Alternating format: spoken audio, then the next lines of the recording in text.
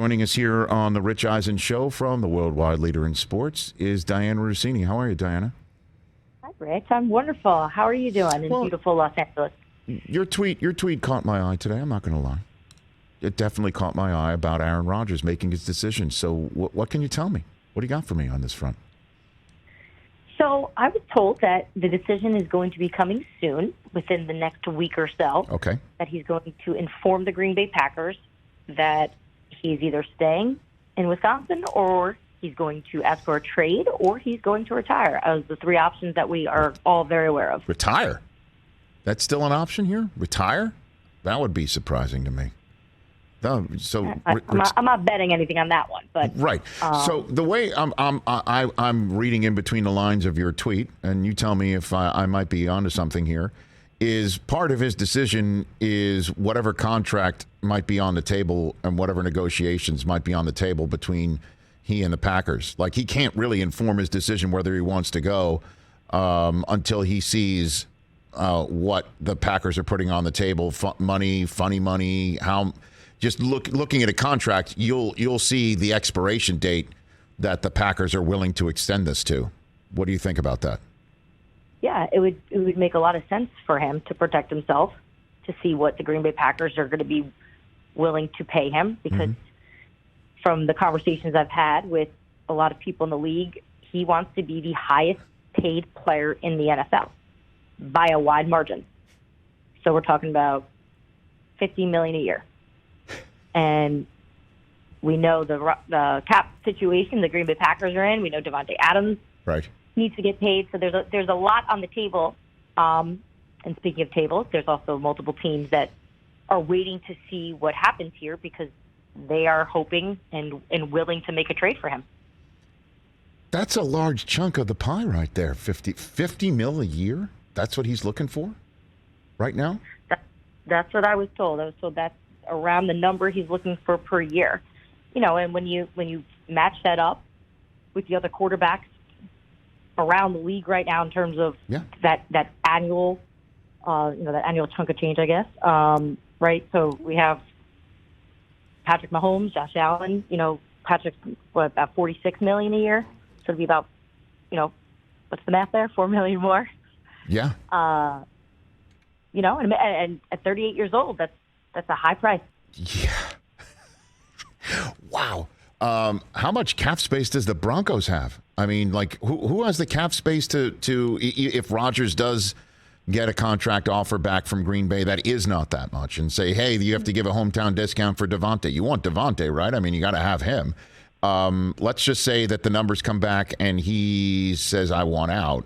Who's got the ability to pay him that?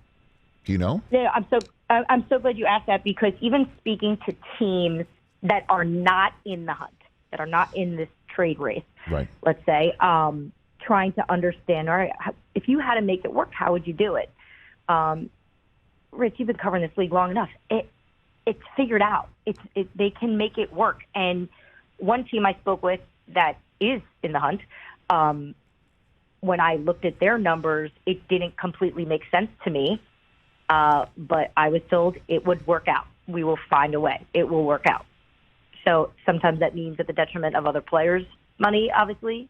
Perhaps maybe even cutting some players to make more room. But I know the teams that are interested in him are getting creative and are getting a little impatient here as they're waiting, because they have to make moves themselves. So while the Green Bay Packers are waiting for this answer, so are the other teams, because we all know free agency is right around the corner. Yeah. Oh, man. So those people have placed on the table, those are the ones who have fully baked, like, here's what we're willing to give, draft choices, like those have been forwarded to Brian Gutekunst. He has them all on his desk if he so chooses to lay them out there, paperwork style. So I was told the Green Bay Packers, for what it's worth, were not told from those teams what the compensation would be, what the package would look like, because that's tampering. They can't call over to Green Bay yet, apparently, because they need to have this conversation with Aaron.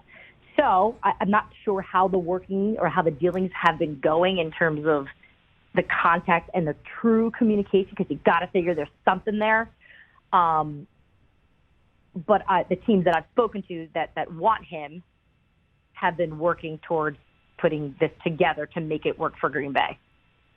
Happy Combine Week, huh? Like this is literally hanging over the Combine because the talk next week is going to be even louder about how there are no surefire franchise quarterbacks in this draft, and who wants to take a big swing at Aaron Rodgers, right? If it's available. Like this is literally the conversation next week. Wouldn't you agree? It will be a miserable week, Rich, if when I see you there, hopefully, Aaron Rodgers' decision has not been made by then. Now, I do think it would be interesting to see what would happen after his decision's made, and if his decision is to leave, what would happen, because there's a lot of tentacles to this, of how this would go down. Would Green Bay agree for the trade package? Would they be okay with that? Would that team be okay for Aaron? Would he want to go to that team?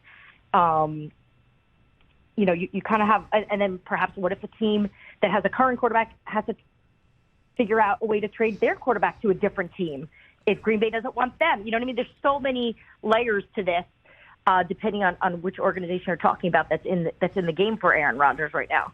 So I think the easy part here, believe it or not, after months and months and months, the easy part in all this is when he makes a decision. And obviously, if it's to stay in Green Bay, story, the end. But if it's requesting a trade, buckle up. So you think by next week this could happen, where he makes his decision?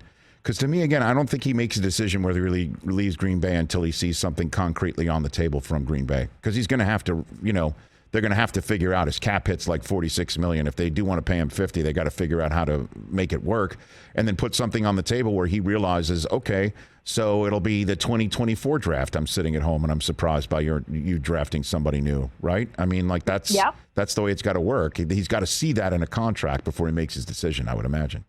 With Green Bay, definitely a part of all of this, and I'm sure he has, from what we've been able to see a lot of this past year. I'm sure there's a lot of personal stuff too that's part of this. And look, Rich, there are teams that are in this that, as much as they're doing in terms of trying to make this work for what they're able to give up for him, that still believe at the end of the day he's going to go back to Green Bay. And I think that's really interesting too. And look, they have no say; they don't really know what Aaron's going to do themselves. Right. But organizations that are working hard and perhaps getting ownership approval on all this, still think that maybe at the end we're going to swing here, but we're going to probably miss here. All right, in the 40 seconds I have left with you, because I do have the old hard out at the end of in about a minute plus. Well, I'm just trying to get to that warm goodbye. So thank you. No, we're kind of that. This is part of the warm goodbye. Great stuff, Dianna. So I'll give you that in advance. That of the number of teams that you have spoken to that are in the hunt, I will not ask you to source them, obviously. What number are whoa, I can't believe that team would actually be in the Rodgers hunt? You got a number of that? Whoa. Like, how many teams would I say, like, whoa? Yes. Whoa. Oh, I wouldn't say whoa to any of them. Okay. They all make sense. Got it. Dianna, thanks for the call. Really appreciate it. I do hope to see you in the Combine.